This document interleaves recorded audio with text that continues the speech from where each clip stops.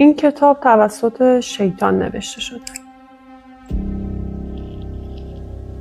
به این کتاب میگن انجیل شیطان.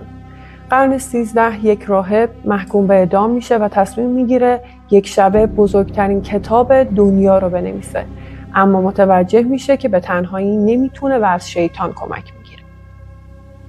نتیجهش میشه کتابی به اسم کودکس گیگاس با 92 سانتی متر طول و صدها صفحه.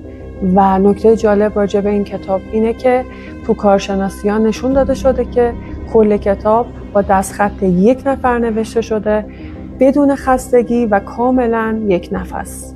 و اما وسط کتاب یک تصویر تمام قد از شیطان.